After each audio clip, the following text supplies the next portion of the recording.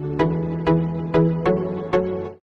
అండి, నమస్తే. Welcome to Shanmukh cooking recipes. ఈరోజు దేవీ నవరాత్రులు అమ్మవారికి నైవేద్యం అనమాట. 5వ రోజు కాబట్టి దద్దోజనం అనమాట. దీన్ని ఏ విధంగా చేసుకోవాలో, దీనికి కావాల్సిన పదార్థాలు ఏదో చెప్తానండి. ఆ విధంగా చేసుకోండి. ముందుగా ఒక గ్లాస్ రైస్ తీసుకోవాలండి. ఈ గ్లాస్ రైస్ తీసుకొని బాగా కడుక్కోవాలి. బాగా కడుక్కొని వాటర్ పోసుకొని బాగా కడుక్కోవాలండి. కడుక్కొని ఒక హాఫ్ అన్ అవర్ పక్కన పెట్టుకోవాలన్నమాట.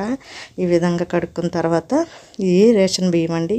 ఇదైతేనే చాలా బాగుంటుంది అనమాట. దద్దోజనానికి కొంచెం మెత్తగా సాఫ్ట్గా వస్తుంది. మామూలు రైస్ అయితే కొంచెం గట్టిగా ఉంటుంది. మీ ఇష్టం. ఈ రైస్ అన్నా వేసుకోండి, అదైనా మామూలు రైస్ అన్నా వేసుకోండి. ఒక గ్లాసు రైస్ కాదండి, 2 గ్లాసులు వాటర్ పోసుకుందాము. పోసుకొని కాసేపు ఉంచి ఒక హాఫ్ అన్ అవర్ పక్కన పెట్టుకొని తర్వాత కుక్కర్లో పెట్టుకోవాలండి. 3 విజిల్స్ రాగానే తీసేయాలన్నమాట. ఈ విధంగా వచ్చిన తర్వాత చూస్తే మనకి ఈ విధంగా ఉడికి ఉంటుంది కదా. దీన్ని వేడిగా ఉన్నప్పుడే ఒకసారి గరిటెతో తిప్పేసుకోవాలి. తిప్పేసుకొని మనకు కొంచెం మెత్తగా ఉంటుంది కదంటే వేడిగా కలుపుకున్నాక పక్కన పెట్టుకోవాలి.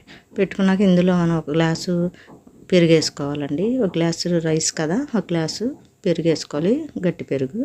అలాగే ఒక గ్లాసు కాసి చల్లార్చిన పాలు పోసుకోవాలన్నమాట.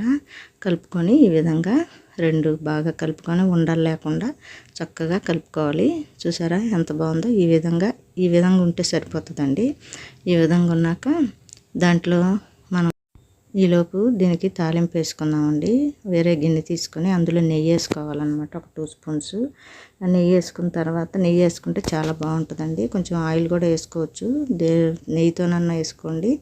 అలాగే కాగింది కదండి, అందులో ఎండుమిర్చి వేసుకోవాలి. ఎండుమిర్చి ఇదైనాక 1 స్పూన్ ఆవాలు వేసుకోవాలి. అలాగే 1 స్పూను జీలకర్ర కూడా వేసుకోవాలండి.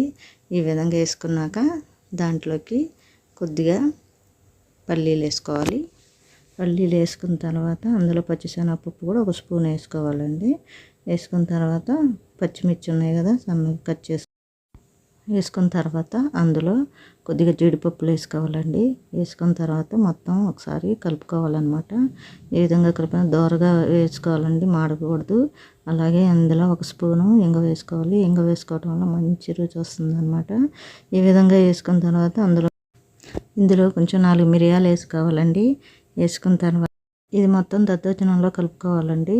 ఇప్పుడు దద్దోజనంలో పెరుగు కలుపుకున్నాం కదా, అందులో 1 స్పూన్ మిరియాల పొడి, సాల్ట్ కూడా వేసుకోవాలండి. వేసుకున్న తర్వాత మనము తాలింపు వేసుకున్నాం కదా, అది కూడా మొత్తం కూడా కలిపేసుకోవాలన్నమాట. ఈ దద్దోజనంలో వేసేసుకొని బాగా కలిపేసేసుకొని మనం ఇదిగోండి ఈ విధంగా కలిపేసుకొని, చూసారా ఎంత బాగుందో. ఆ విధంగా కలుపుకోవాలన్నమాట. అప్పుడు వేరే బౌల్లోకి తీసుకోవాలి. ఈ విధంగా బౌల్లోకి తీసేసుకోవాలండి. మొత్తము అంతా తీసేసుకున్నాక కొద్దిగా ఆరితే కొంచెం మనకి ఈ విధంగా తయారవుద్ది అనమాట. మరి పలసగా కాకుండా ఈ విధంగా జీడిపప్పులతో అలంకరించుకొని అమ్మవారికి నైవేద్యంగా పెట్టుకోవాలి. అంతేనండి.